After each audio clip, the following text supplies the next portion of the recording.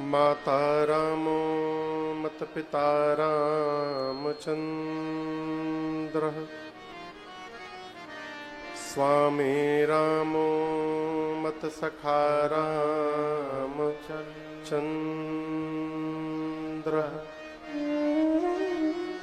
सर्वस्वं मे रामचन्द्रो दयालु नार्यं जाने नैव जाने न जाने बंदौ श्री तुलसी के चरण जिनकीन्हूं जग काज कलि समुद्र बोड़त लखे प्रगट्यों सप्त जहाज सिय राममय सब जग जानी करऊं प्रणाम जोरी जुग पानी।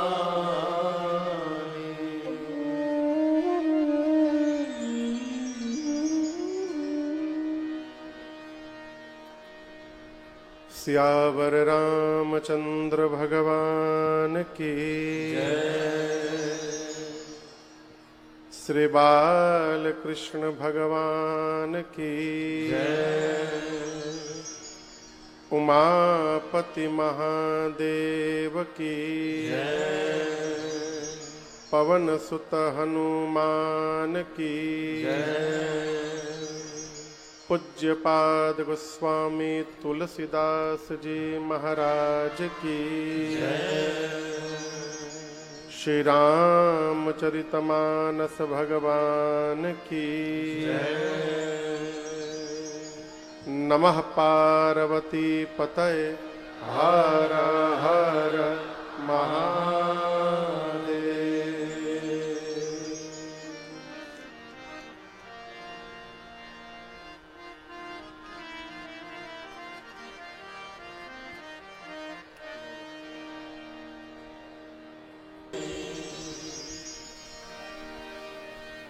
अनंत कोटि ब्रह्मांड नायक अकारण करुणावरुणालय परात्पर ब्रह्म परम पिता परमेश्वर भगवान श्री सीताराम जी के चरणों में बारंबार वंदन। भूतनाथ भगवान विश्वनाथ, मां भवानी तथा हनुमान जी महाराज के चरणों में साष्टांग दंडवत। प्रातः स्मरणीय परम पूज्यपाद गोस्वामी श्री तुलसीदास जी महाराज के चरणों में बारंबार वंदन।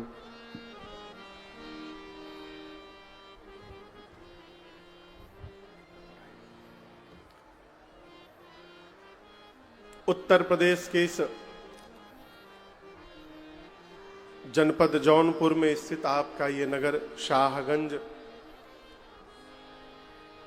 जहां पर इस परम पुनीत श्री रामलीला मैदान की धरा पर चल रही ये 9 दिवसीय श्री राम कथा महोत्सव, जिसके हम और आप आज 8वें सत्र में यहां पर सभी लोग उपस्थित हुए हैं।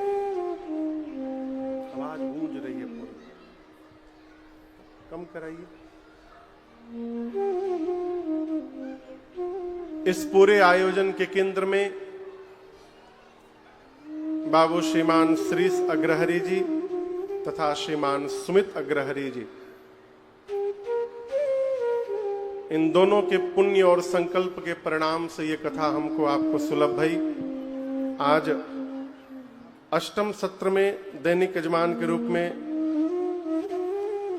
हमारे आपके समक्ष मंच पर उपस्थित श्री हनुमानगढ़ी अयोध्या से चलकर आए परम पूज्य श्री महंत बलराम दास जी महाराज यहाँ उपस्थित हैं।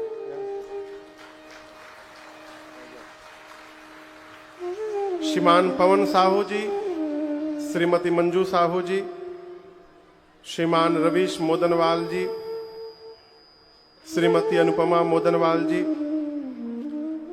अन्नपूर्णा मोदनवाल जी, श्रीमान रामेश्वर प्रसाद अग्रहरी जी, श्रीमान सुनील अग्रहरी जी, श्रीमान विशाल अग्रहरी जी, श्रीमान सिंपू अग्रहरी जी, श्रीमान राम अवतार अग्रहरी जी, श्रीमान कृष्णकांत सोनी जी, श्रीमान भुवनेश्वर मोदनवाल जी, श्रीमान शीश मोदनवाल जी, श्रीमान विवेक सोनी जी, श्रीमान राजकमल जायसवाल जी, श्रीमान अजिदेश अग्रहरी जी तथा श्रीमान अश्वनी अग्रहरी जी, इन सब ने मिलकर ठाकुर जी का वंदन पूजन किया। मंच पर उपस्थित श्रद्धेय श्री कुलदीप जी महाराज, हमारी ये बाल मंडली, आसपास से आए आप समस्त कथा के रसिक श्रोता बंधु माताएं बहनें, आप सभी लोगों को मेरा सादर जय सिया राम। और जोर से बोलिए।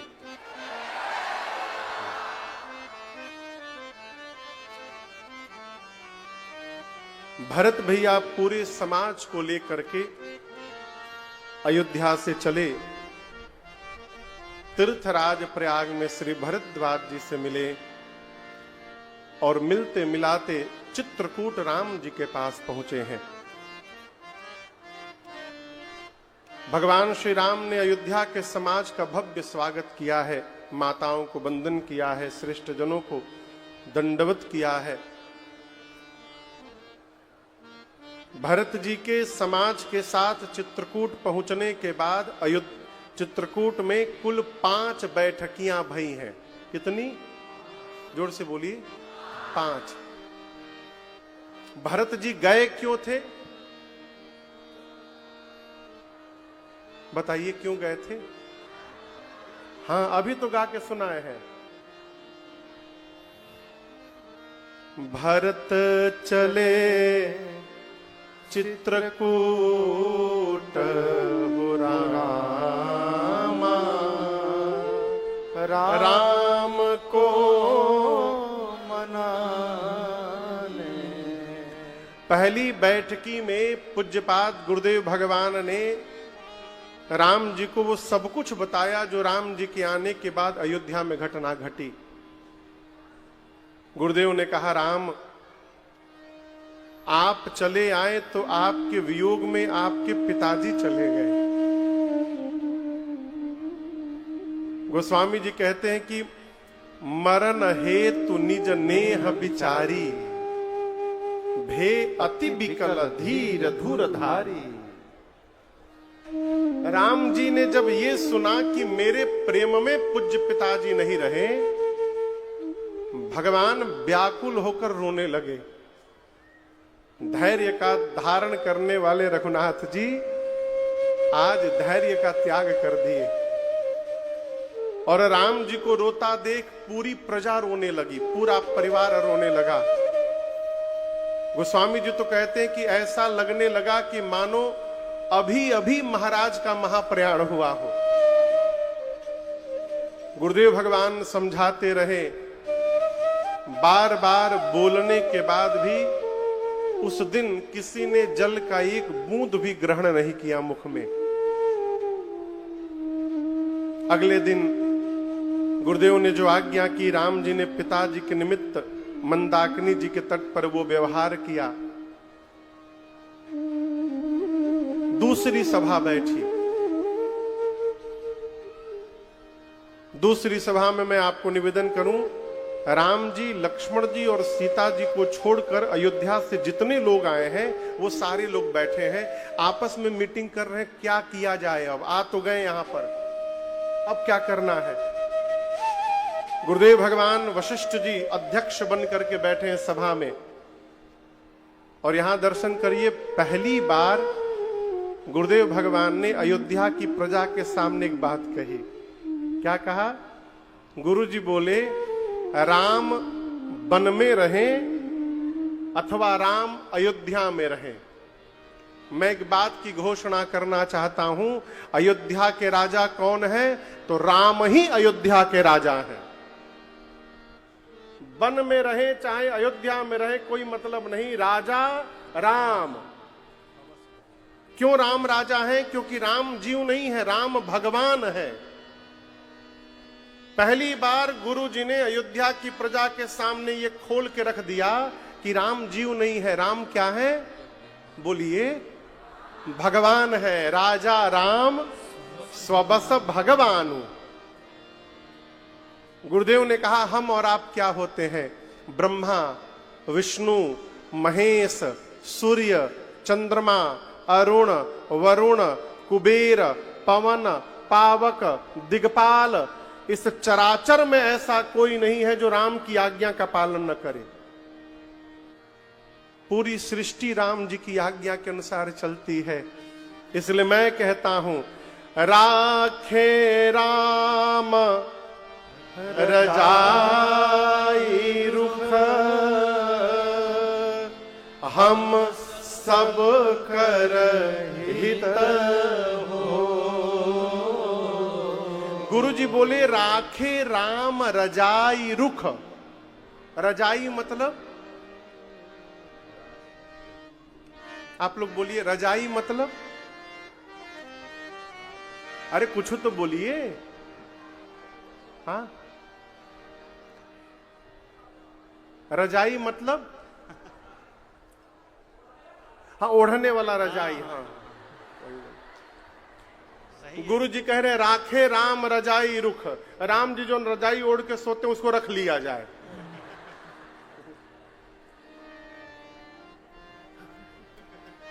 रजाई मतलब राज आज्ञा। रजाई मतलब राज आज्ञा। राज आज्ञा कौन देता है? जो राजा होता है वो राज आज्ञा देता है। गुरु जी बोले राखे राम रजाई रुख। राम जी जो राज आज्ञा प्रदान करें अपने रुख से, उसका हमको आपको पालन करना चाहिए, तभी हम लोगों का हित होगा। ये मेरे अनुसार से उचित है, गुरु जी बोले। अब आप लोग कहिए क्या किया जाए? भरत जी खड़े होकर बोले गुरुदेव, आज तक मेरी घर की विपत्ति को आपने संभाला है और आज आप हमसे उपाय पूछ रहे हैं। गुरुदेव ने कहा भरत मेरे पास एक उपाय है, राम को अयोध्या वापस ले जाने का। भरत जी बोले कहिए ना गुरु जी क्या उपाय है? गुरु जी बोले उसमें आपको भरत जी सहायता करनी होगी। भरत जी बोले मैं किसी स्तर तक सहायता करने को तैयार हूं, आप आज्ञा करिए। गुरु जी बोले यदि राम लक्ष्मण और सीता के जगह भरत जी आप और शत्रुघ्न 14 साल वन में रहने को तैयार हो जाएं, तो मैं राम लक्ष्मण सीता को लेकर अयोध्या चला जाऊंगा, परंतु उनके स्थान पर आप दोनों को वन में रहना पड़ेगा। कहिए 14 साल वन में रह लेंगे आप? भरत जी तो नाचने लगे। भरत जी कहे गुरुदेव यदि मेरे वन में रहने से भैया वापस चले जाएंगे तो मैं 14 साल वन में नहीं रहूंगा, मैं जीवन भर वन में रहने को तैयार हूं गुरुदेव, मैं अयोध्या लौटूंगा ही नहीं कभी जीवन में। कानन कराऊं जन्म भरे बासु, एहि ते अधिक नमोर सुपासु। गुरुदेव मैं जीवन पर्यंत वन में रहूंगा। आपको बताऊं भरत जी की बात सुनकर गुरु जी की मति चकरा गई। क्यों? गुरुदेव कल्पना भी नहीं कर सकते थे कि एक भाई अपने भाई के लिए जीवन भर वन में रहने को तैयार हो जाएगा। अब कहे तो कहे का भरत जी से? भरत जी बोले मैं 14 साल रहूंगा नहीं, मैं जीवन भर वन में रहूंगा। निरुत्तर हो गए गुरुदेव। सबको लेकर राम जी के पास गए। तीसरी बैठकी शुरू हुई राम जी के पास। गुरु जी ने कहा राम तुम्हारे भाई भरत के प्रेम ने मेरे विचार करने की शक्ति को समाप्त कर दिया है। मैं तो कहता हूं कि जो भरत जी कह रहे हैं ना, वही कर लिया जाए। राम जी बोले जो आज्ञा गुरुदेव। मैं भी कहता हूं जो भरत बोलेंगे वही मैं करूंगा। जैसे राम जी ने बात कही, देवताओं की धुकधुकी बढ़ गई। देखिए, स्वार्थी आदमी को ना केवल अपने स्वार्थ से मतलब रहता है। आपका नुकसान हो चाहे लाभ हो, उससे उसको कोई लेना देना नहीं। इंद्र को आपन कुर्सी की पड़ी है। रावण का लड़का मेघनाथ इंद्र से उसकी कुर्सी छीन लिया है। इंद्र को लग रहा है कि यदि राम जी वापस अयोध्या चले गए तो रावण से हमारी कुर्सियां के दियाई। सरकार, इंद्र को अपन कुर्सी की चिंता है। राम जी बोले जो भरत जी बोलेंगे वो मैं करूंगा। इंद्र की धुकधुकी बढ़ गई, सुरगन सभय धुक धुकी धड़की। अब क्या हुई? भरत जी बोल देंगे भैया वापस चलिए, राम जी वापस चले जाएंगे। गुरुदेव भगवान ने भरत जी से कहा, भरत ऐसा अवसर जीवन में नहीं मिलेगा। भरत भैया भी तैयार हो गए हैं, जो जो कहना है लाला आज कह दो तुम। भरत जी खड़े हुए और कहते हाथ जोड़कर, हम का कहें गुरुदेव? कहब मोर मुनि नाथ निबाह। मुझे जो कहना था गुरुदेव आपने सब कह दिया। मैं एक बात कहूंगा सबके सामने, मैं अपने भैया के स्वभाव को जानता हूं। किसको जानता हूं? जोर से बोलिए। मेरी प्रार्थना है एक आपसे, जिसके साथ जीवन बिताना है ना, उसके स्वभाव को जानने का व्यवहार बनाइए। कहें एक बार स्वभाव यदि समझ में आ जाए ना, तो फिर जीवन भर व्यवहार करने में कोई कठिनाई नहीं होती है, आनंद बना रहता है। भरत जी क्या कहते हैं? मैं जानू निज नाथ स्वभाव। क्या स्वभाव? अपराधी हूं पर ओह नकाऊ। राम जी के स्वभाव के भरत जी कहते हैं कि भैया का स्वभाव है, ये अपराधी पर भी क्रोध नहीं करते हैं। किस पर? जो दोषी होता है राम जी उस पर भी क्रोध नहीं करते। मैं तो इनका भाई हूं। आज एक राज की बात मैं आप लोगों को बताता हूं। भरत जी बोले, गुरुदेव बचपन में जब हम लोग खेलते थे ना चारों भाई, तो राम भैया कहते थे कि लक्ष्मण मेरी दल में रहेगा, अब भरत शत्रुघ्न विरोधी दल में रहेंगे। तो मैं राम भैया का पांव पकड़ के रोता था गुरुजी। कहता था भैया मैं तो सपने में भी आपके विरोध में नहीं खड़ा हो सकता हूं, आप मुझे अपने दल में क्यों नहीं रखते, विरोधी दल में क्यों रखते हैं? तब राम भैया कहते थे भरत तुम नहीं समझोगे, सामने वाली दल में रहोगे ना तो राम अपने भाई भरत को देखता रहेगा, अब भरत अपने भैया राम को देखता रहेगा, हम दोनों एक दूसरे को देखते रहेंगे। अब मालूम है खेल क्या होता था? क्या खेल खेलते थे? एक गेंद लेके आते थे, फुटबॉल। इधर राम जी लक्ष्मण जी खड़े हो गए, उधर भरत जी और शत्रुघ्न जी खड़े हो गए। खेल ये था कि इधर से राम जी के दल से गेंद को मारा जाएगा और उधर से भरत जी के दल से गेंद को मारा जाएगा। और जिसके पांव के पास गेंद रुक गया, जिसने मारा नहीं, वो हार जाएगा। सबसे पहले भरत जी बोले कि राम जी भैया ने गेंद मारा, तो जैसे राम जी ने गेंद मारा भरत जी की ओर, भरत जी दुगनी गति से बल लगाकर उस गेंद को मारे। शत्रुघ्न भैया बोले, भरत भैया आप इतनी जोर से क्यों मारे? राम भैया तो धीरे से मारे थे। भरत जी बोले, शत्रुघ्न वो गेंद मूर्ख है, पूरा जगत राम की चरण की ओर दौड़ता है, वो राम के चरण को छोड़कर मेरी ओर आया है, मैं उसको फिर से भगवान की चरण की ओर भेज दिया हूं, इसलिए जोर से मारा उसको। और आपको बताऊं, जब भरत जी ने राम जी की ओर मारा तो अब राम जी मारे नहीं, उसको रोक लिए, और जैसे रोके वैसे राम जी हार गए। लक्ष्मण जी नाराज हो गए, बोले आप जानबूझकर हारते हैं, भरत भैया को क्यों जिता दिया, आपने क्यों गेंद रोक लिया?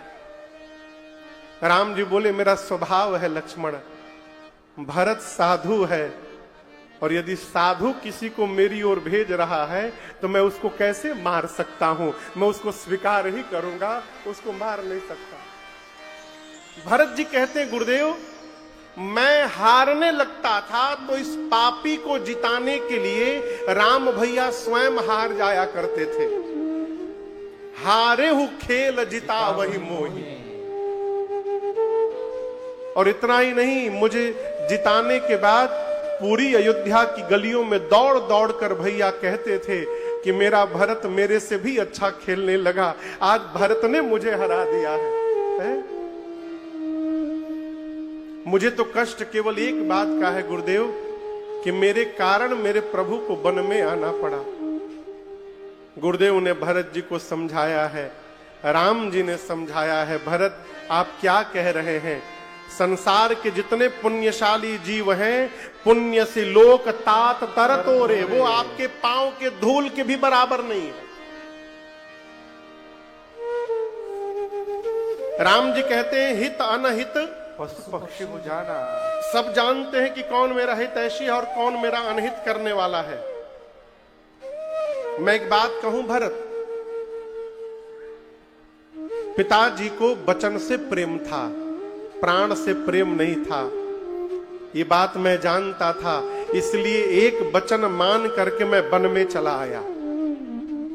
लेकिन आज पिताजी के वचन को त्यागने में मुझे सोच तो हो रहा है, लेकिन उससे अधिक संकोच आज अपने भाई भरत की दशा को देख करके हो रहा है। और राम जी यहां तक बोल गए कि भरत यदि तुम कह दोगे तो मैं तुम्हारे लिए पिताजी का वचन भी त्यागने को तैयार हूं।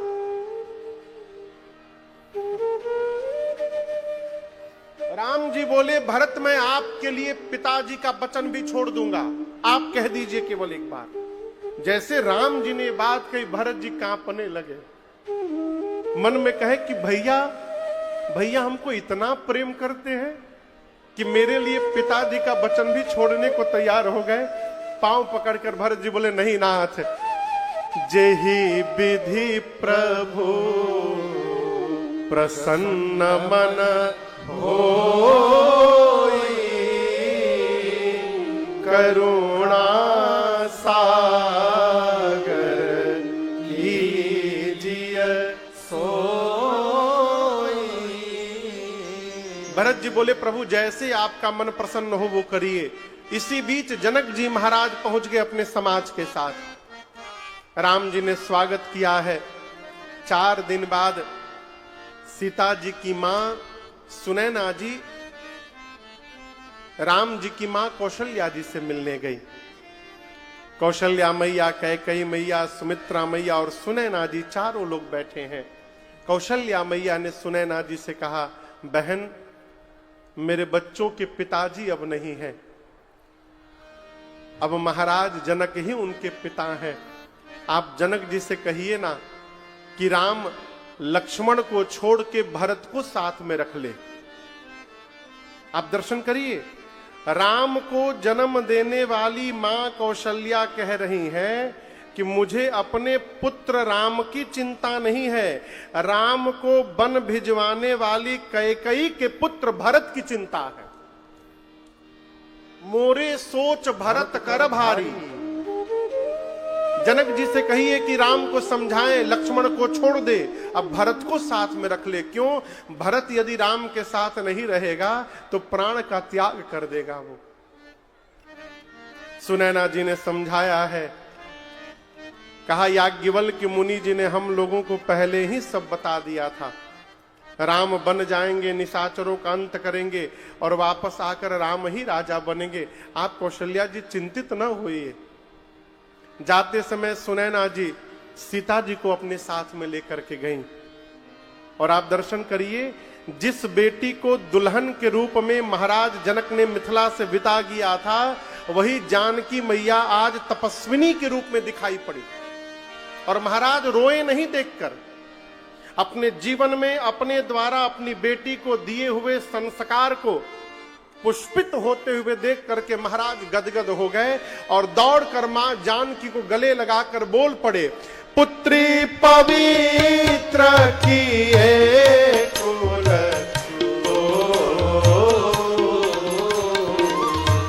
पुत्री पवित्र किए कुल सुजस धवल जग कह सब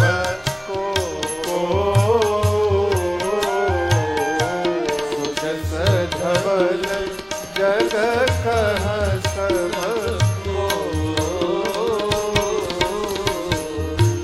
जिति सुर सारी की रति सरे तो रे,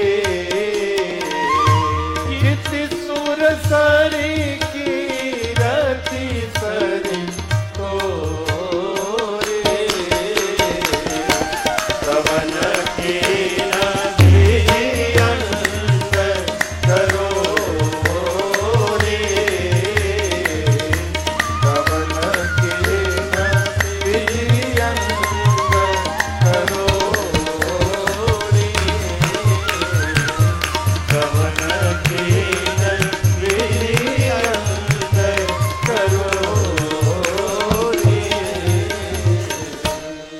महाराज जनक मां जानकी को गले लगाकर बोले, पुत्री आज आपने एक नहीं दो दो कुलों को पवित्र कर दिया। कैसे? निमि कुल में जन्म लेकर आपने निमि कुल को पवित्र किया और रघुकुल की बहू बनकर मेरी बेटी ने आज रघुकुल को भी पवित्र कर दिया है। जनक जी कहते हैं, सीता आज आपकी कीर्ति ने गंगा को भी पीछे छोड़ दिया। गंगा जी गोमुख से निकलकर गंगा सागर तक गई तो 3 प्रमुख स्थान बनाई, हरिद्वार, प्रयाग और गंगा सागर। गंग अवनी थल 3 बड़े रे, जेहि की साधु समाज घनेरे। लेकिन आज आपकी कीर्ति गंगा ने उस गंगा को भी पीछे कर दिया। आज आपकी कीर्ति गंगा ने अनेकों ब्रह्मांड को पवित्र कर दिया। आपकी कीर्ति कई ब्रह्मांड तक पहुंच गई। ये प्रसंग कहता है, बोलूं, घर में लड़का जन्म ले ना मिठाई बांटी, और घर में बेटी जन्म ले ले तो बाजा बजा करके मिठाई बांटी।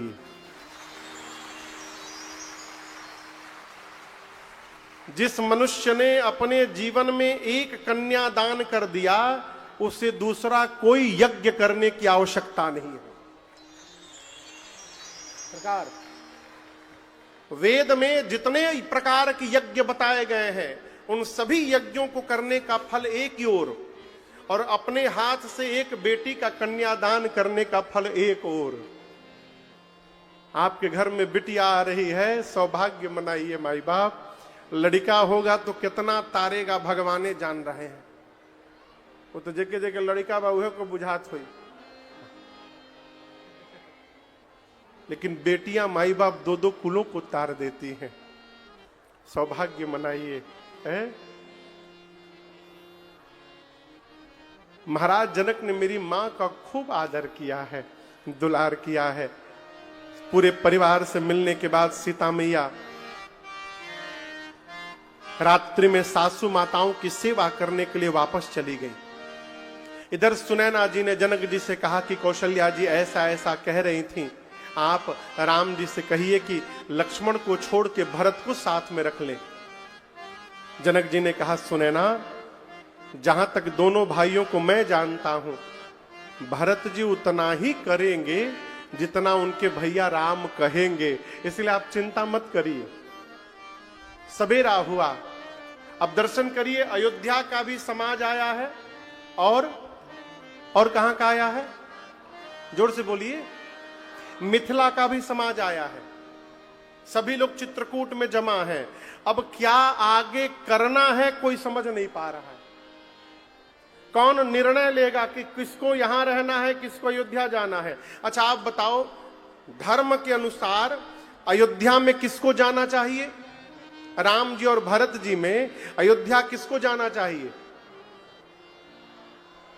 बोलिए, क्या बोले? भरत जी को। अब वन में किसको रहना चाहिए? राम जी को। यही है ना? लेकिन ये बतिया भरत जी से कहेगा कौन कि भरत जी आप अयोध्या जाइए? समस्या तो यहां पर है, कौन कहेगा भरत जी से कि भरत जी राम जी यहां रुक जाएंगे, आप वापस जाइए। इसीलिए कोई निर्णय नहीं ले रहा कि कलंक हम कहें अपनी कपारे पर ले। राम जी बोले गुरु जी से, गुरु जी निर्णय लीजिए आप। गुरु जी बोले जनक जी महाराज से, महाराज अब कीजिए सोई, सब कर धर्म सहित हित होई। जनक जी दौड़े भरत जी के पास, भरत जी तुम आप निर्णय ले लीजिए। भरत जी बोले आप लोगों के रहते हम लड़का निर्णय लेंगे, अच्छा लगेगा क्या? आप बड़े लोग हैं, आप लोग निर्णय लीजिए। गुरु जी सबको लेकर राम जी के पास गए। चौथी बैठकी राम जी के पास गए, सबको लेकर। कहे राम कोई निर्णय नहीं ले रहा है, आप निर्णय ले लो। राम जी बोले आपके चरणों की सौगंध लेता हूं गुरुदेव, आप और जनक जी जो आज्ञा देंगे मैं उसी का पालन करूंगा। अब बात फंस गई, सब शांत बैठे हैं। सबको शांत देखकर भरत भैया खड़े हुए और खड़े होकर बोले प्रभु मैं बताऊं मैं क्या चाहता हूं? राम जी बोले कहो। भरत जी हाथ जोड़कर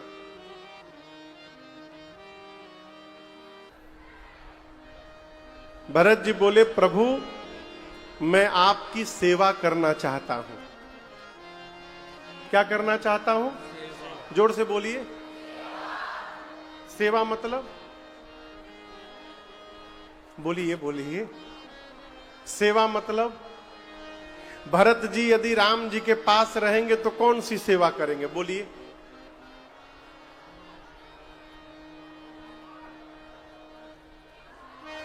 सम्मान। भैया बोले सम्मान, आप लोग बताइए।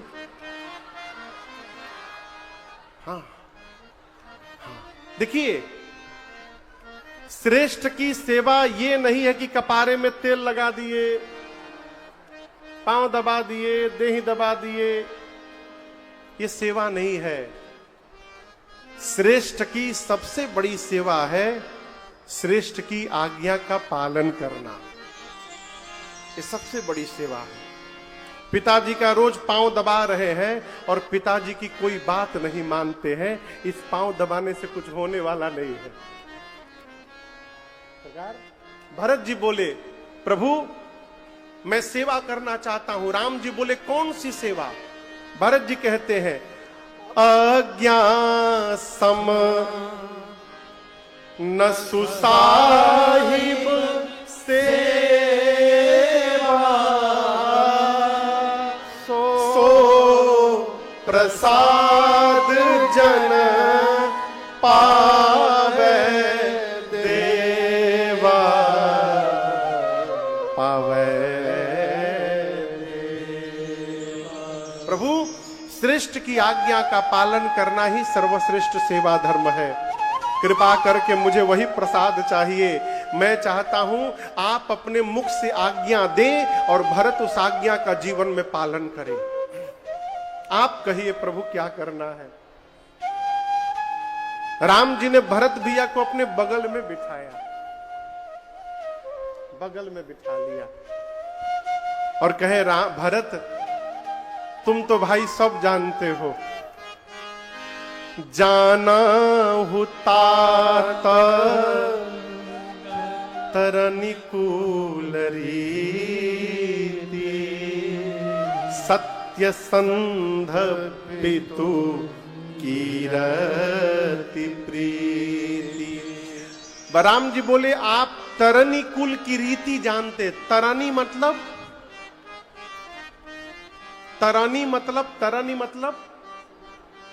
पता है आपको? बताइए। सूर्य भगवान को तरनी कहते हैं।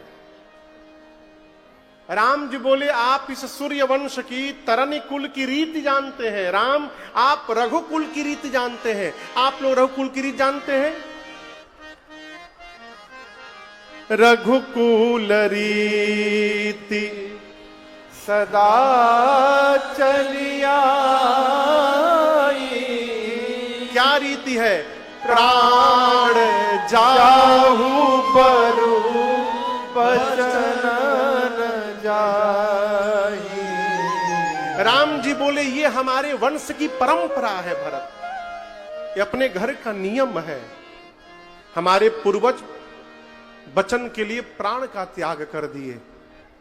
आप इसको जानते हैं ठीक से। आप पिताजी की कीर्ति को जानते हैं, पिताजी की सत्य निष्ठा को जानते हैं।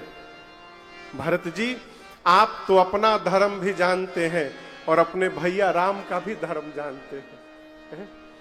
राम जी यहां एक बात बोले।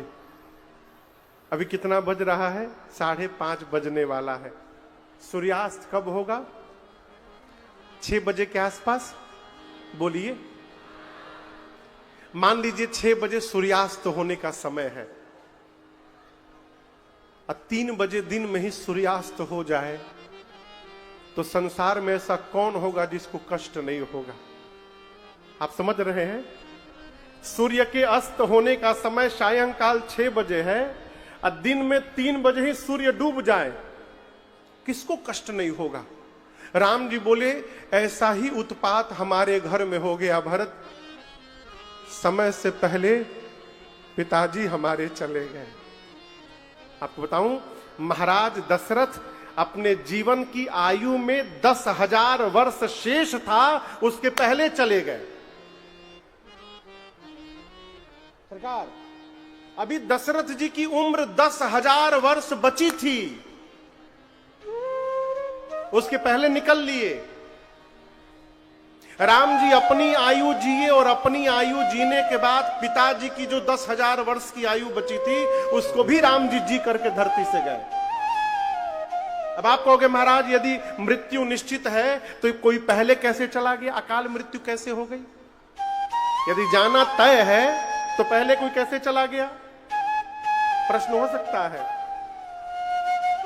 दिया देखें आप लोग, दिया इलेक्ट्रिक वाला नहीं, बाती वाला। मान लीजिए एक दिया है, उसमें बाती लगा है और उसमें घी भरा हुआ है और उसको जला दिया गया दिया को। हम आपसे पूछें कि इस दिए की उम्र कितनी है तो आप क्या कहिएगा? बोलिए। जितना उसमें घी है, ठीक ना, वो निश्चित है कब तक उसको जलना है। जितना उस दिए में घी भरा है वो उस दिए की उम्र है। दिया जल रहा है, रखा हुआ है, जब तक घी है वो जलेगा, उसके बाद बुझेगा। और उसी बीच किसी ने आके घरवा में पंखा चालू कर दिया, क्या होगा? वो क्या होगा? बुझ गया कि नहीं बुझ गया? घी रहते हुए भी बुझ गया। अभी उसकी उम्र थी लेकिन उसके पहले बुझ गया। उसी प्रकार जीवन में कर्म बिगड़ जाता है कभी कभी, तो आयु रहते हुए भी जीव को यहां से जाना पड़ता है। राम जी बोले कि समय से पहले पूज्य पिताजी आज चले गए हमारे आपके। लेकिन भरत एक बात हम कहना चाहते हैं, अभी हम लोग अनाथ नहीं हुए हैं भरत। भरत जी पूछे कैसे भैया? राम जी बोले पिता के रूप में जनक जी महाराज बैठे हैं और भगवान के रूप में गुरुदेव भगवान बैठे हैं, हम लोग अनाथ नहीं हुए हैं अभी। मैं तो यही कहूंगा भरत जी कि आप अपने धर्म का पालन करिए और अपने भैया से उनके धर्म का पालन करवाइए। सो तुम करहु करावहु मोहु तात तरनि कुल पालक हो। भरत जी बोले भैया मेरे जीवन का केवल एक ही धर्म है।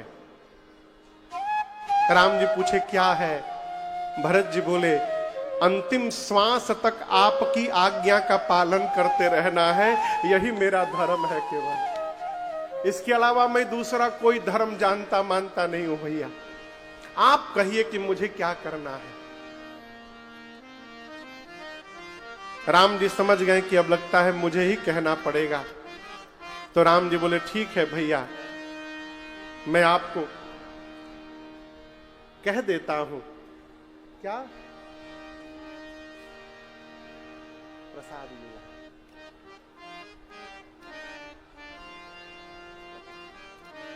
राम जी बोल दिए। राम जी कहे चलिए हम और आप मिल करके ना बंटवारा कर लेते हैं। क्या कर लेते हैं? बंटवारा। आप लोग भी बंटवारा करते हैं ना? राम जी बोले चलो बंटवारा कर लेते हैं। भरत जी सुने तो कांपने लगे, कहें भैया संपत्ति छोड़कर आप चले आए, उस संपत्ति को छोड़कर मैं भी चला आया और आप बंटवारा करने की बात कर रहे हैं। राम जी बोले बंटवारा तो करेंगे भाई, लेकिन अपने घर की संपत्ति का बंटवारा नहीं करेंगे, हम अपने घर की विपत्ति का बंटवारा करेंगे। हम लोग विपत्ति बांटेंगे भाई। बाटी विपत्ति सबहि मोहि भाई, तुम ही अवधि भरी बड़ी कठिनाई, बड़ी कठिनाई। देखिए ये प्रसंग कह रहा है भाई से यदि बंटवारा करना हो ना तो प्रयास करिए संपत्ति में ना करना पड़े, विपत्ति में बंटवारा करिए। संपत्ति बांटने के लिए बहुत लोग मिलेंगे, विपत्ति बांटने के समय कोई नहीं आएगा। हो घर में कोई घटना घट जाएगी ना तो ये कपार भाई होगा वह मुड़वाएगा, बाहर के लोग नहीं मुड़वाएंगे, अपने भाई मुड़िया छिलवाएगा। इस संसार में सबसे अधिक धनवान वही व्यक्ति है जिस मनुष्य के सारे संबंध व्यवस्थित हैं। सरकार, जिस मनुष्य ने अपने सभी संबंधों को व्यवस्थित करके रखा हुआ है, उससे बड़ा धनवान इस संसार में दूसरा कोई नहीं हो सकता। इसलिए मेरी आपसे हाथ जोड़कर प्रार्थना है, अर्थ तो चला जाएगा तो आ जाएगा, संबंध समाप्त हो गया न तो दोबारा नहीं मिलने वाला है। इसलिए प्राथमिकता संबंधों को दी जाए। और ऊपर से भाई, राम जी कहते हैं भरत भाई भुजा होता है, भाई का बल होता है। किसका बल होता है? भाई का। भाई भुजा होता है। भुजा समझते हैं? बोलिए। हाथ होता है भाई। कल्पना करिए ये हाथ यहां से लेकर यहां तक इसके 20-25 टुकड़े हो जाए, हड्डी के, हाथ के 20-25 टुकड़े हो जाए हड्डी के, और यदि कोई शरीर पर लाठी से मारने जाए ना तो शरीर को बचाने के लिए हथवे आगे आएगा।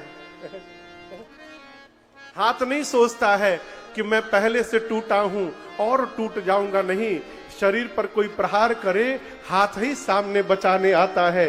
राम जी बोले भरत तुम मेरे भुजा हो, आज प्रहार हो रहा है तुम्हारे भैया के ऊपर काल का, इसको तुम नहीं संभालोगे तो कौन संभालेगा। इसलिए 14 वर्ष मैं वन में रहूंगा और 14 वर्ष मेरे भरत जाकर अयोध्या में रहेंगे। भरत भैया पांव पर गिर गए, बोले प्रभु नाथ भयऊ सुख साथ गए को। अभिषेक की पूरी सामग्री आई है भैया, कहिए तो अभी गुरु जी की आज्ञा लेकर अभिषेक हो जाए। राम जी बोले नहीं, लौटने के बाद, लौटने के बाद जो होगा सो होगा। एक काम करो, अभिषेक की जितनी सामग्री है, अत्रि मुनि बैठे हैं, ये जहां बोले वहां ले जाकर सुरक्षित करो। आप जब चित्रकूट से बांदा जाएंगे ना, आज भी तो रास्ते में कुआं पड़ता है, कुआं। अत्रि मुनि ले जाकर राज्याभिषेक की पूरी सामग्री उसी कुएं में डलवा दिए और बोले, भरत जी आज के बाद इस कुएं का नाम भरतकूप होगा, और जो भी मनुष्य इस कुएं के जल को अपने ऊपर एक बार छिड़क लेगा उसे सभी तीर्थों में स्नान करने का फल प्राप्त हो जाएगा। ये इस कुएं की महिमा होगी। कहो, कभी अवसर मिले तो दर्शन कराइएगा। भरत जी 5 दिन चित्रकूट का दर्शन किए। 6वें दिन विदा की बैठकी, भाई ये अंतिम 5वीं बैठकी है। राम जी से भरत जी ने आज्ञा मांगा है, अब गोसाई मोहि देहु रजाई, सेवं अवध अवधि भरी जाई। राम जी ने हृदय से लगाया है, बहुत समझाया है। कहा, भरत कोई भी निर्णय लेना ना तो गुरु जी से और माताओं से पूछ पूछ कर लेना, बिना पूछे कोई काम मत करना। और तुम ना मुखिया होकर के जा रहे हो। अब भरत मुखिया बन के जा रहा है। भरत मुखिया का स्वभाव मुख जैसा होना चाहिए। क्या आप दर्शन करिए, मुख भोजन करता है ना तो ये, अच्छा बताओ, दाहिना हाथ और बायां हाथ, इन दोनों में सबसे अधिक मेहनत कौन सा हाथ करता है? दाहिना हाथ। लेकिन मुख भोजन करता है तो ये नहीं सोचता कि दाएं हाथ को ज्यादा विटामिन प्रोटीन दे दे, बाएं को कम दे। सरकार, वो सिर से लेकर पांव तक सभी अंगों का बराबर पोषण करता है मुख। तुम मुखिया होकर के जा रहे हो, इसलिए सबको एक समान देखना, एक दृष्टि से। और आपको एक बात बताऊं, आंख में चोट लग जाए तो आंख देखना बंद कर देती है। हाथ में चोट लग जाए तो हाथ काम करना बंद कर लेता है, झूल जाता है यहां पर। कान में दिक्कत हो जाए, कान सुनना बंद कर दे। पांव टूट जाए, पांव चलना बंद कर दे। लेकिन आपने कभी देखा है कि मुख ने अपना काम बंद किया है? मुख जल जाए, मुख कट जाए, घाव हो जाए, कुछ भी हो जाए, मुख अपना काम बंद नहीं करता। क्यों? मुखिया है। मुख जानता है मैं यदि बंद हो गया तो ये पूरा शरीर बंद हो जाएगा। उसी प्रकार घर में सबको रूठने का अधिकार है, परंतु घर के मुखिया को रूठने का कोई अधिकार नहीं है। कहें छोटा रूठेगा तो मुखिया मना लेगा, मुखिया ही जब रूठ जाएगा उसको कौन मनाएगा? राम जी ने खूब समझाया भरत जी को। भरत जी सुन रहे हैं लेकिन उनके हृदय को शांति नहीं मिल रही है। क्यों? भरत जी कुछ अवलंब चाहते हैं। राम जी समझ करके, मेरे गुरुदेव भगवान कहते, बाबू यहां पर राम जी ने एक नया अवतार लिया। कौन सा अवतार? पादुका अवतार। राम जी पादुका पहन के नहीं गए थे, नंगे पांव गए थे। भरत भैया को देने के लिए भगवान ने एक रूप में प्रकटाया अपने आप को पादुका के रूप में, और भरत जी को दिया। प्रभु कर कृपा पावरे दे, प्रभु कर कृपा पावरे ले,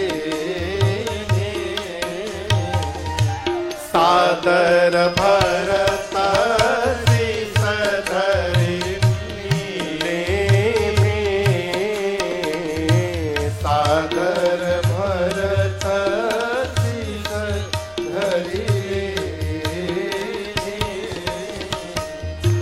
चरण पीठ करुणा निधान के, चरण पीठ करुणा निधान के, जनु जुग जामी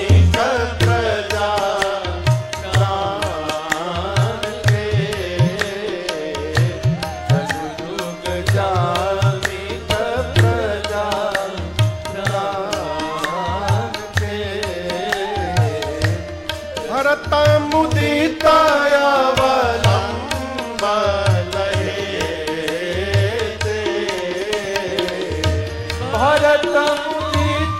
अवलंब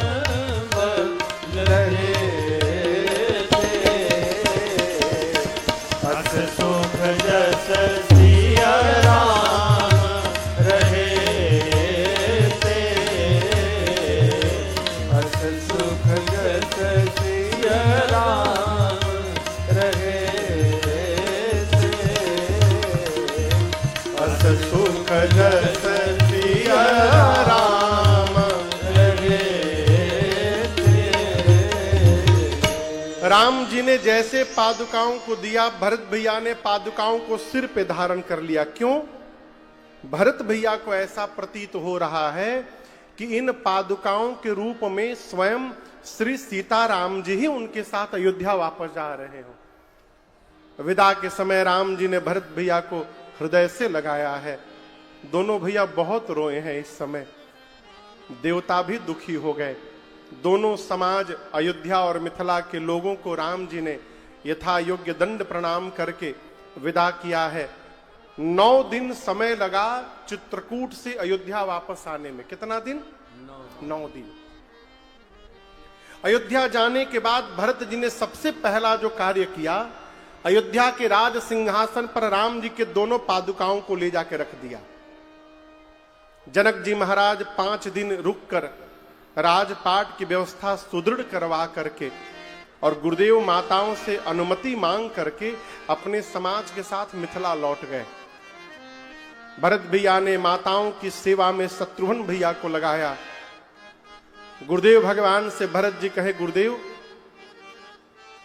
भैया मेरे वन में है, अब मैं महल में रहूंगा, मुझे अच्छा नहीं लग रहा है।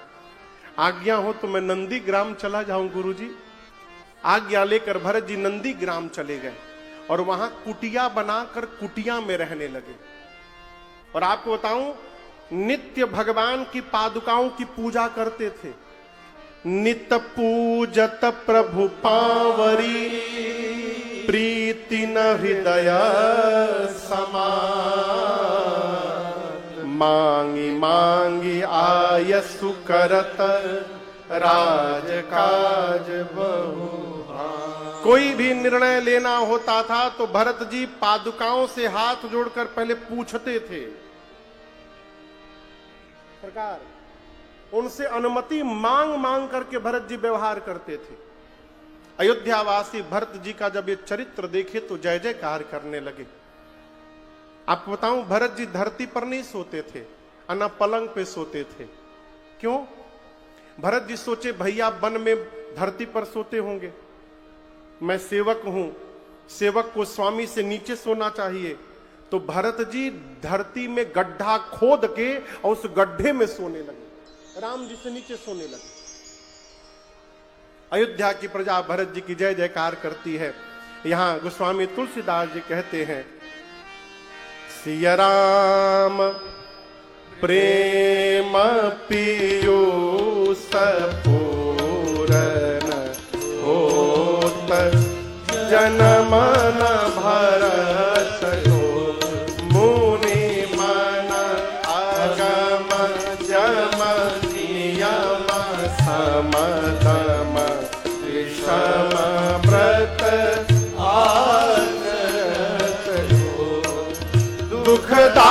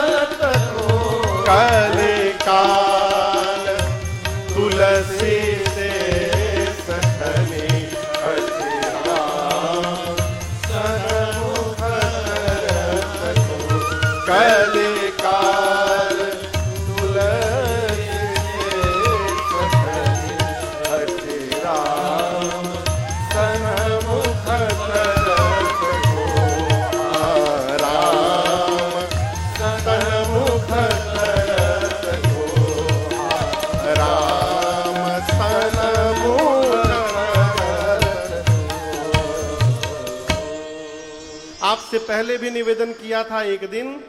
गुरुदेव गोस्वामी तुलसीदास जी कहते हैं भरत जी एक बर्तन है जिसमें क्या भरा है? बोलिए बोलिए।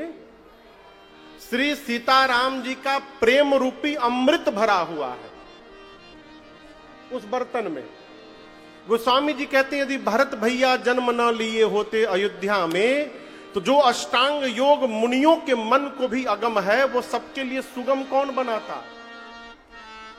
कलयुग के कलमशों का हरण कौन करता। और गोस्वामी जी अपने लिए कहते हैं, यदि भरत भैया जन्म न लिए होते तो इस 60 तुलसी को हठ पूर्वक इस कलयुग में राम जी के सन्मुख लाके खड़ा कौन करता, यदि भरत जी अवतार न लिए होते तो। देखिए, भरत जी के चरित्र को सुनने का 2 फल है। कितना फल है बोलिए, बिचवा में बोला करिए।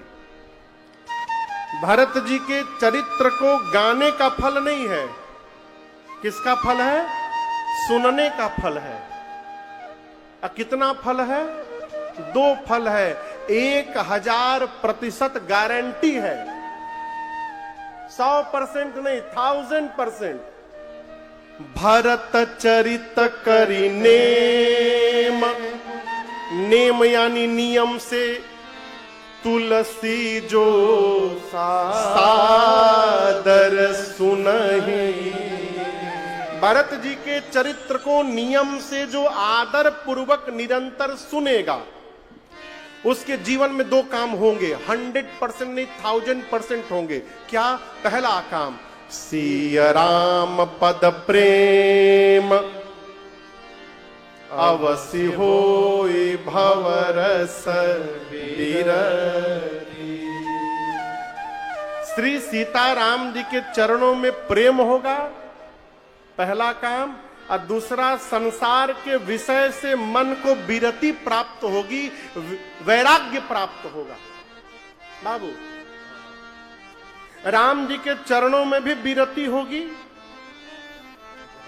विरति माने विशेष रति। विरति का अर्थ यहां पर विशेष रति, विशेष प्रेम, और विषयों से विरति यानी उपरति प्राप्त होगी। ये भरत जी के चरित्र का फल है। इसलिए जितना समय हो सके, जहां अवसर मिले, भरत भैया के चरित्र को सुनिए। 5 मिनट 10 मिनट, यही चरित्र ही हमको भगवत प्रेम से परिपूर्ण करता रहेगा, इसमें कोई संशय नहीं है। आगे की कथा अरण्य कांड में प्रवेश करती है। किस कांड में? अरण्य कांड। जोर से बोलिए। इस कांड के प्रारंभ में घटना घटी है। एक बार राम जी चित्रकूट में अकेले थे, लक्ष्मण जी भैया कहीं गए थे, तो फूल उतार कर भगवान गहना बनाए। क्या बनाए? यहां के लिए फूल का मांग टीका बनाए, कान में का कर्ण फूल बनाए, गले के लिए फूलों की हार बनाए, हाथ के लिए बाजूबंद कंगन बनाया फूल का, कमर के लिए फूल की करधनी बनाई, और पांव के लिए फूल का पायल बनाया। बनाने के बाद राम जी अपने हाथ से मेरी मां सीता जी का श्रृंगार करने लगे। इस दृश्य को पूरा देव समाज देख रहा है ऊपर से। उस भीड़ में देवताओं के राजा इंद्र का एक बेटा है, उसका नाम क्या है मालूम है? जयंत। क्या नाम है? वो भी खड़ा था। जयंत देखा कि भगवान राम मां जानकी को सजा रहे हैं, मन में सोचा कहीं भगवानों पत्नी सजाते हैं का? ना ना, भगवान के पास इतना कहां टाइम है कि पत्नी सजाएंगे।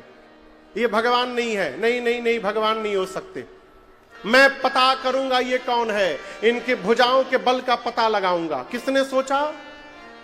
बोलिए। जयंत ने। और भगवान के भुजा के बल का पता लगाने के लिए मूर्ख कौवा बन के नीचे आ गया। क्या बन के आया? कौवा। अब मजे की बात देखिए, राम जी मां का श्रृंगार करके स्फटिक शिला पर मां के साथ बैठे हैं। राम जी सीता मैया को देख रहे हैं, सीता मैया सामने जयंत को देख रही हैं।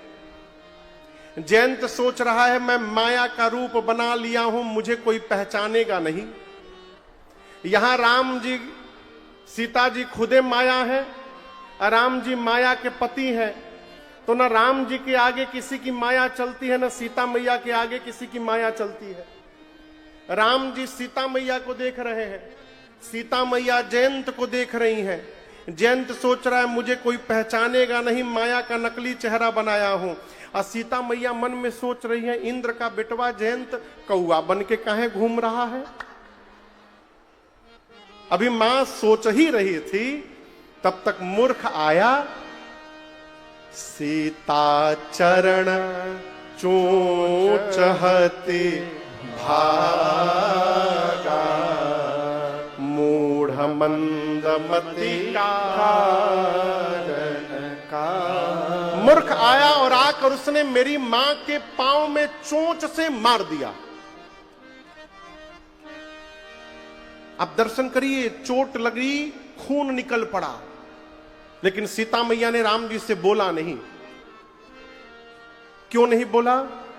मां सोची कि मैं जगदम्बा हूं, मैं जगत जननी हूं, इस नाते ये जयंत भी मेरा बेटा है, यदि प्रभु को बता दूंगी तो प्रभु इसका प्राण ले लेंगे। इसलिए मां ने जयंत को क्षमा कर दिया, राम जी से बताया नहीं। ये प्रसंग कहता है इस पूरी सृष्टि में केवल एक मां ही ऐसी सत्ता है, माई बाप, जो चोट खाने के बाद भी क्षमा करने की शक्ति रखती है, वो केवल मां है, दूसरा कोई नहीं हो सकता। मां ने क्षमा कर दिया, लेकिन राम जी जान गए। कैसे जान गए? चला रुधिर रघुनायक जाना, खून निकला, उस खून ने भगवान के शरीर को स्पर्श किया। राम जी नीचे देखे, सब जान गए। क्या जान गए? क्या जान गए? किसने मारा, क्यों मारा, क्यों मारा? बल देखने के लिए। कब मारा? अभी मारा। कैसे मारा? कौवा बन के मारा। भगवान सब जान गए। राम जी बोले, अच्छा हमारा बल देखने आया है, अभी दिखाता हूं इसको बल। राम जी कुशा की चटाई पर बैठे थे। कुशा देखें आप लोग? कुशा, हाँ बोलिए, उसका अगला भाग कितना मुलायम होता है ना? हाँ, तब तो जरूर देखे हैं आप लोग। देखिए, कह रहे हाँ, सब लोग कह रहे हाँ महाराज बहुत मुलायम होता है। कुशा का अगला भाग बहुत नुकीला होता है, उसको कुशाग्र कहते हैं। आप लोग कुशा नहीं देखे कभी? तब कहे मूड हिला रहे थे इसे। भगवान कुशा की चटाई में से दो कुशा निकाले, एक को धनुष बनाए और दूसरी कुशा को ब्रह्मास्त्र के मंत्र से अभिमंत्रित करके अब भगवान ने जयंत के पीछे छोड़ दिया। एक श्रोता ने प्रश्न किया, महाराज वहीं पर राम जी का असली धनुष बाण भी था, सारंग, तो राम जी ने असली बाण क्यों नहीं मारा, कुशा का बाण क्यों चलाया? राम जी कहते, देखो कौवा बन के आया है, तो कौवा को मारने के लिए कुशा बहुत है, वो नुकीला होता है, उसी से मर जाएगा वो। जहां खुरपी से काम हो जाए वहां जेसीबी का प्रयोग नहीं करना चाहिए। कहो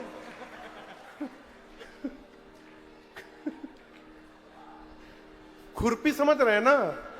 हाँ, तो क्या खुरपी की जगह जेसीबी लगाइएगा? राम जी बोले कौवा बन के आया है, तो कौवा के लिए कुशा बहुत है। अब मेरा बल देखने आया है ना, आज इसको पता चलेगा कि जो राम कुशा को भी ब्रह्मास्त्र बनाने की शक्ति रखते हैं, उनके भुजाओं में कितना बल है, इस मूर्ख को पता चलेगा। चलाया भगवान ने ब्रह्मास्त्र, प्रेरित मंत्र ब्रह्म सरधावा, चला भाज भय पावा, धरि निज रूप गयो पितुपाहि, राम विमुख राखा नहीं। जैसे ब्रह्मास्त्र देखा जयंत डर गया हो, असली रूप अपना धारण करके जयंत का गया अपने बाबूजी के पास। किसके पास? किसके पास? इंद्र के पास। इंद्र का लड़का है ना। जाकर बोला बाबूजी बचा लीजिए, बचा लीजिए बाबूजी, त्राहि माम पिताजी बचाइए। इंद्र बोला क्यों, क्या कर दिया तूने? जयंत पूरी बात बताया, ऐसा ऐसा कांड करके आया हूं मैं। इंद्र ने तुरंत मेन गेट बंद किया, कहा जाओ मरो बाहर, भगो यहां से, मैं नहीं रखूंगा, तुमको रखूंगा मैं भी मर जाऊंगा। अब क्या करे, बाबूजी भगा दिए। पहुंचा ब्रह्मा जी के पास, ब्रह्मा जी बचा लीजिए। ब्रह्मा जी बोले क्या कर दिए? सब बात बताया। ब्रह्मा जी बोले जल्दी निकल लो, नहीं तो दूसर का ब्रह्मास्त्र हम चला देंगे। भागो यहां से। गया शंकर भगवान के पास। नारद जी पहले ही बाबा को बता दिए थे कि जयंतवा कांड करके आने वाला है। हाँ, शंकर जी पहले से जान गए थे। पहुंचा कैलाश बाबा के पास। बाबा पहले से त्रिशूल लेके बैठे हैं। बोले आवा आवा तोहरे के खोजत रहनी, आवा आवा। देखा त्रिशूल तो दूर से ही भाग गया। गोस्वामी जी कहते हैं 3 लोक 14 भुवन जयंत दौड़ता रहा।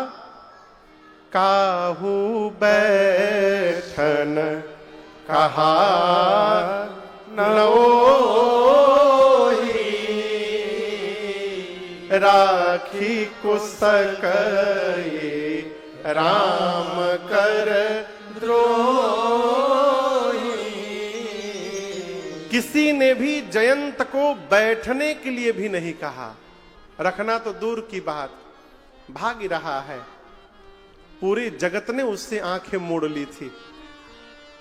और हम आपसे एक बात कहेंगे, जब जगत में किसी की दृष्टि हमारे ऊपर नहीं पड़ती है, तब भगवान की कृपा से किसी न किसी संत की दृष्टि पड़ जाती है हमारे ऊपर। और वही जयंत के साथ हुआ।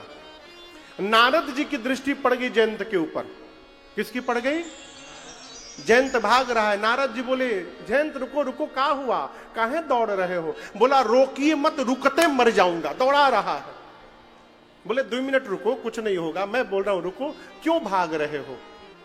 बोला नारद जी क्या बताएं हम, ऐसा ऐसा अपराध हो गया है मेरे से। आज पता चला है मुझे एक बात, विपत्ति में अपना कोई नहीं होता है। मेरे पिताजी ने मुझे दुत्कार दिया, आज किसी ने मुझे नहीं बिठाया घर में।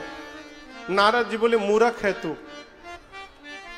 जगत वाले मारते हैं तो राम जी बचा लेते हैं, तुमको तो राम जी ने मार दिया है, तुमको कौन बचाने वाला मिलेगा जगत में? कहीं भी जाओगे बच नहीं पाओगे। जयंत बोला इसका मतलब आज मर जाऊंगा? नारद बोला नहीं, मरोगे नहीं। जयंत बोला दौड़ा रहा है ब्रह्मास्त्र, पिछवे देखिए पड़ा है। नारद जी बोले तुमको मारने नहीं आया है। जयंत बोला हमारी पीछे पड़ा है ना, आपके पीछे तो पड़ा नहीं है। कितना भागा हूं मैं जानता हूं। नारद जी बोले बेटा मारना होता तो कब का मार दिया होता। तुम पिताजी के घर में जाके सामने खड़े होकर बात किए थे ना, 2 मिनट रुके थे ना वहां पर गेट पर, वहीं मार देता। ब्रह्मधाम में जाकर रुके, वहीं पर मार देता। लेकिन तुम ध्यान नहीं दिए। जब जब तुम रुकते हो तुम्हारे पीछे ये भी रुक जाता है। पीछे देखो एक बार, ये तो रुका हुआ है। जयंत बोला मारना नहीं तो दौड़ा काहे रहा है हमको? नारद जी बोले वो तुमसे कुछ कहना चाहता है। क्या? धरती के किसी भी कोने में जाओगे जयंत बच नहीं पाओगे। यदि मुझसे बचना चाहते हो तो जिन राम जी ने मुझे तुम्हारे पीछे छोड़ा है, उन्हीं राम जी की शरण में लौटकर वापस चलो, मैं तुम्हारा कुछ नहीं बिगाड़ पाऊंगा। ये तुमको वापस राम जी की शरण में बुला करके ले जाने के लिए आया है। वापस जाओ, go back Jayant, go back, वापस जाओ राम जी के पास। नारद जी ने जयंत को भगवान के शरण में भेजा। देखिए यही संत का काम है। क्या आदरणीय, संसार में जो जीव दुख में भटक फंसा हुआ है, संत का काम है कि उसको जाकर अपने में न फंसावे, उसको भगवान की शरण तक पहुंचा जाए। यही संत का व्यवहार है। चेला गुरु जी में लगा रहेगा तो भगवान से कब जुड़ेगा हो? अच्छा गलत बोल रहे हैं क्या सरकार? गुरु जी का कर्तव्य चेला को अपने में फंसा के नहीं रखना है, भगवान में लगाना है। देखिए बेटा बेटी की शादी होती है ना, बोलिए, आप लाखों का डेकोरेशन करा दीजिए, खूब महंगा कैटरिंग कर दीजिए, ये कर दीजिए, वो कर दीजिए। आजकल तो ब्याह में ऐसा ऐसा उत्पात हो रहा है, भगवान मालिक है। बहुत बढ़िया।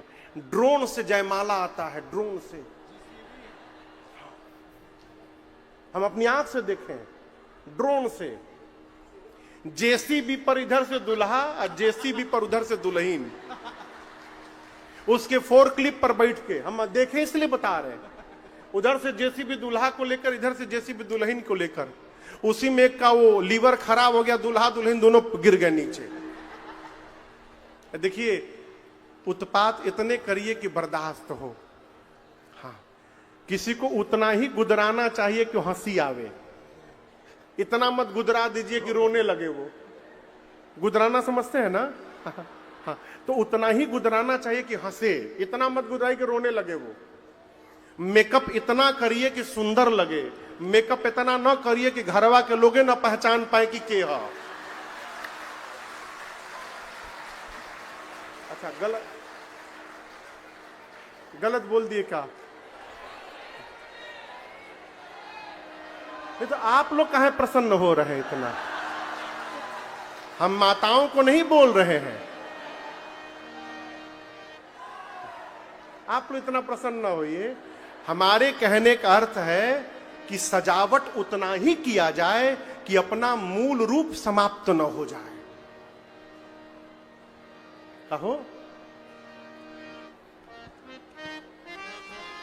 आप विवाह करते हैं, प्रसंग पर आइए, पूरा डेकोरेशन किए, सब कुछ किए, लेकिन पंडित जी महाराज यदि न आवे तो विवाह होने वाला नहीं है। मजे की बात देखिए, पंडित जी न बेटे को जानते हैं न बेटी को जानते हैं।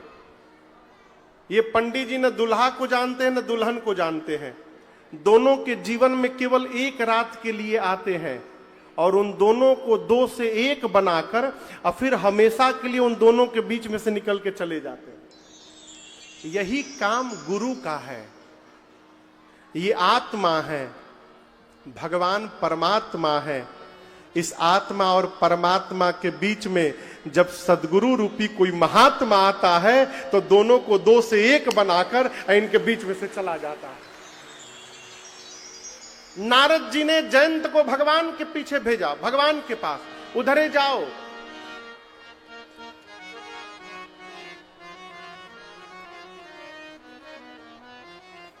जयंत दौड़ा राम जी के पास, उधर से ही लौटते आने लगा, त्राहि त्राहि दयाल रघुराई, त्राहि माम प्रभु। भगवान बोले फिर आ गया? अच्छा ये बताओ तुम सीता को क्यों मारे थे? बोलो बोलो, सीता के पांव में क्यों मारे? बोला प्रभु आपका प्रभाव देखना था मुझको। राम जी बोले मारे तो भागे क्यों? यहीं खड़े होकर प्रभाव देख लेते। बोला प्रभु प्रभाव का पता पास में नहीं चलता है, प्रभाव का पता दूर जाके चलता है, इसलिए मार के दूर चला गया। राम जी बोले कितने दूर तक प्रभाव दिखाई पड़ा? बोला 3 लोक 14 भुवन तक दिखाई पड़ा। जयंत भगवान की शरण में आया। गोस्वामी जी कहते हैं, अपरा शंकर भगवान कहते हैं मां पार्वती से कि देवी अपराध तो ऐसा किया है कि इसको मृत्यु दंड दिया जाए। यद्यपि ते ही कर बध उचित, लेकिन आपको बताऊं राम जी ने क्षमा कर दिया। क्यों क्षमा कर दिया? सीता मैया दबाव दे बैठी कि प्रभु इसको क्षमा करिए। सरकार राम जी क्षमा माना, भगवान मारते उसको। मां ने कहा प्रभु आप इसको क्षमा करिए। राम जी बोले वध करने वाला अपराध किया है। मां ने कहा मैं इसकी मां हूं, ये मेरी संतान है, क्षमा करिए आप इसको। मां ने कहा तो राम जी ने क्षमा कर दिया। इस घटना के बाद राम जी सावधान हो गए। मैं आपको कोरिलेट करता हूं। राम जी आगे बढ़े, अत्रि मुनि से मिले, सर्वभंग जी को गति दिए, सुतीक्षण जी से मिले, अगस्त्य मुनि से मिले और पंचवटी में कुटिया बनाकर राम जी, लक्ष्मण जी, सीता जी जाके रहने लगे। कहां? जोर से बोलिए। पंचवटी में। संभवतः अगले वर्ष 2027 में नासिक में महाकुंभ लगने वाला है, कुंभ का मेला।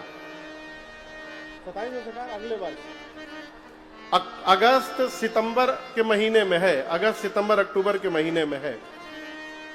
उसी पंचवटी में कुटिया बनाकर देवता पहले से चले गए हैं, राम जी, लक्ष्मण जी, सीता जी रहने लगे। भैया आप लोग ऐसे ना करिए, जेकरा प्यास लागल बा बाहर जाके पी ले।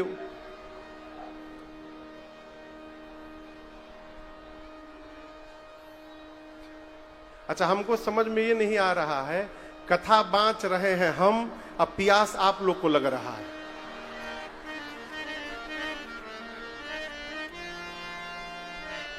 मैंने कथा गा रहे हैं हम, अब प्यास आप लोग को लग रहा है।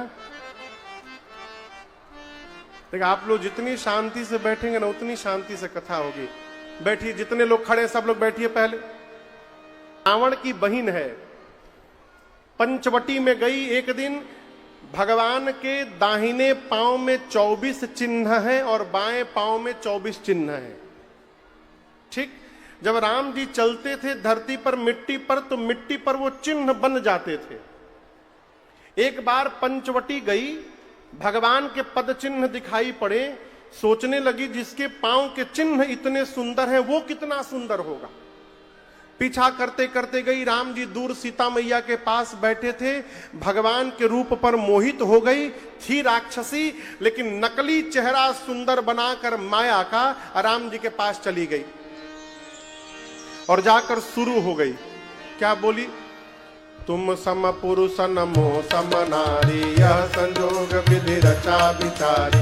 मम अनुरूप पुरुष जग माही, देखो को जलो कते हो नाही। खाते अब लगी रहे हो कुंवारी, मन माना कछु तुम ही निहारी।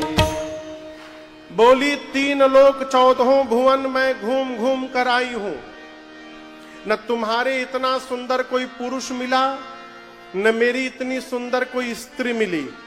हम तुम मिले नहीं हैं, ब्रह्मा जी ने हम दोनों को मिलवाया है। चलो शादी कर लेते हैं। 100% तो मेरे लायक तुम भी नहीं हो, लेकिन चिंता मत करो, मैं काम चला लूंगी तुम्हारे साथ। लिखा है, कहती है, मन माना कछु तुम ही निहारी। तुमसे पहले जिसको जिसको मैंने देखा, मेरा मन थोड़ा भी नहीं माना, ना ना ना, लेकिन तुमको देखकर मेरा मन थोड़ा सा मान गया, मैं एडजस्ट कर लूंगी। राम जी सोचे, जौन लड़की अपने लिए घूम घूम के दुल्हा खोज रही है, वो कितने संस्कारी घर से आई है, अपन परिचय तो खुदे दिए, और ऊपर से कहती है हमको देखकर थोड़ा सा मन माना है, यानी हमसे सुंदर मिलेगा, छोड़ के भाग जाएगी। तो भगवान बोले प्रैक्टिकल करो तुरंत। राम जी बोले, हमको का देखी हो, अहई कुंवार मोर लघु भ्राता। उधर जाओ, मेरा छोटा भाई है लक्ष्मण, कुंवारा है। लक्ष्मण जी कुंवारे हैं। राम जी काहे बोल रहे हैं? ये तो भगवान ने झूठ बोल दिया। विनोद में भगवान ने कहा, विनोद। ये क्या बोली कि मेरे जैसा कोई मिला नहीं इसलिए मैं कुंवारी हूं। इसके पति का नाम था विद्युत जिह्वा, और उसको रावण ने मार दिया था, अपने जीजा जी को ही मार दिया था रावण, बहनोई को। खुद शादीशुदा थी, उसका पति मार दिया गया है। अब भगवान से बोली कि मैं कुंवारी हूं। राम जी बोले, जैसे तू कुंवारी हो, हमार भाई वो कुंवार है, जा उन्हीं जा। गई लक्ष्मण जी के पास। लक्ष्मण जी दूर से पहचान गई तो राक्षसी है, रावण की बहन। जाकर वही सब कहानी सुनाई, 3 लोग 14 भुवन घूम के आई हूं, कोई नहीं मिला, हम तुम मिले, चलो शादी कर ले। लक्ष्मण जी बोले, बताओ ब्याह काहे करना है तुमको, क्यों शादी करना चाहती हो? बोली कि हमको रानी बनना है। लक्ष्मण जी बोले, हमारे बारे में जानती हो? सुंदरी सुन मैं उन कर दासा, जिन्होंने तुमको मेरे पास भेजा है, मैं उनका दास हूं। क्या हूं? बोली, वो कौन है? लक्ष्मण जी बोले, वो प्रभु समर्थ कौशलपुर राजा। वो कौशलपुर के राजा हैं, हम दास हैं। हमारे साथ बियाह करबू तो दासी बन जैबू और उनकरा संगे करबू तो रानी बन जैबू। Now choices is yours.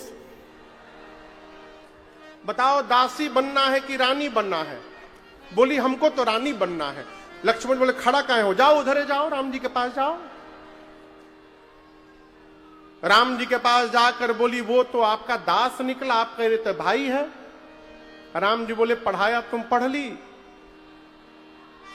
हमारा छोट भाई है लक्ष्मण, बगल में लखनऊ है। लखनऊ, लखनऊ का पहले नाम था लखनपुरी।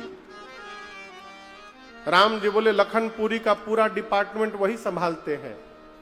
हाँ, छोट भाई है हमार, दास नहीं है, उधरे जाओ। राम जी और लक्ष्मण जी उसको पेंडुलम बना दिए थे, इधर कभी उधर, कभी इधर कभी उधर।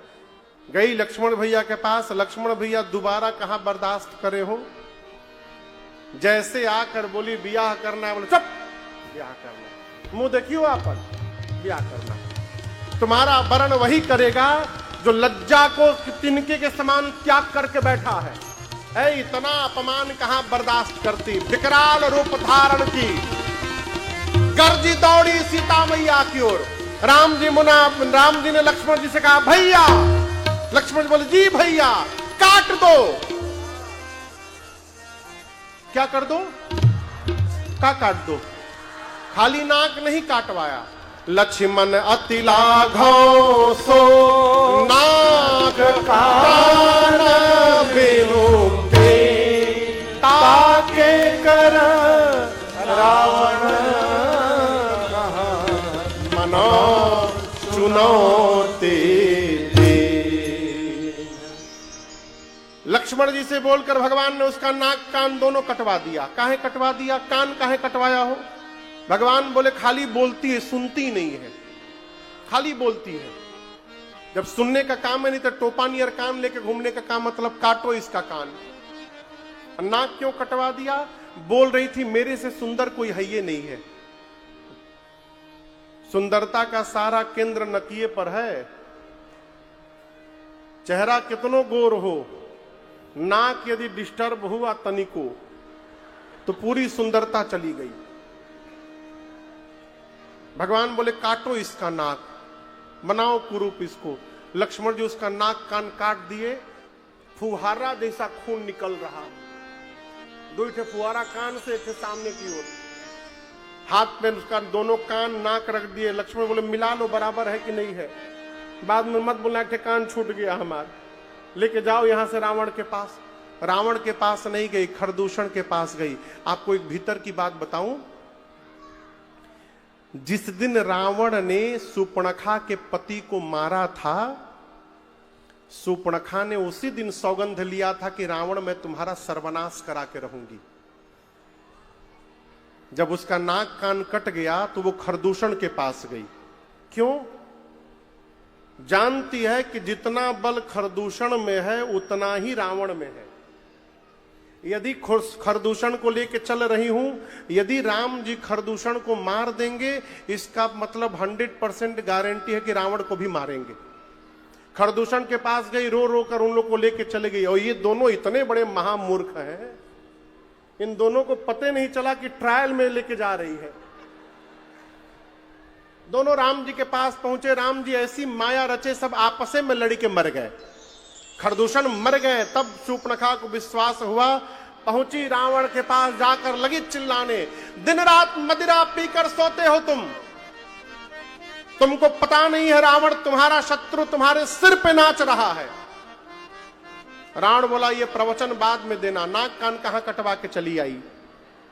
बोली दो राजकुमार आए हैं, राम लक्ष्मण। राम के कहने पर लक्ष्मण ने काटा। उनके साथ एक बड़ी सुंदर स्त्री है सीता, इतनी सुंदर है कि उसको तुम्हारे पास होना चाहिए।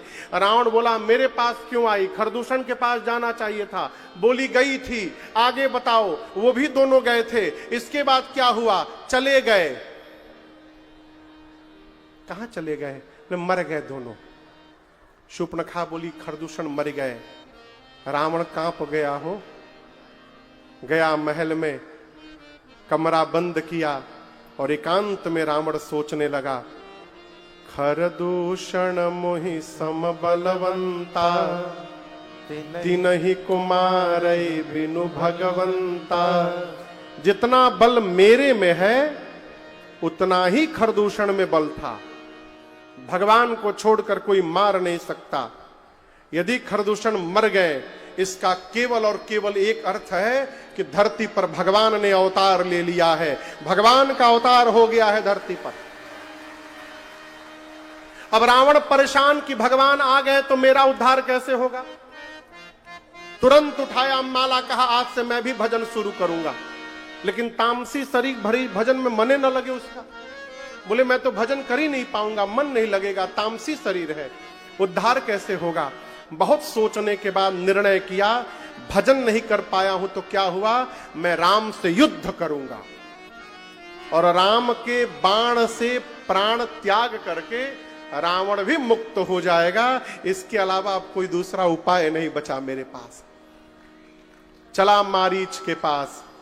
कौन चला, जोर से बोलिए, रावण। इधर पंचवटी में लक्ष्मण जी पुष्प लेने गए थे। एकांत पाकर सीता जी से राम जी ने एक बात कही,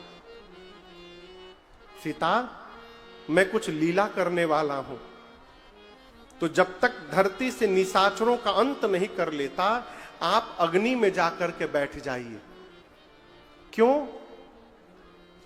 देखिए, रावण की क्षमता नहीं है कि वो मेरी मां सीता को लंका ले जाए।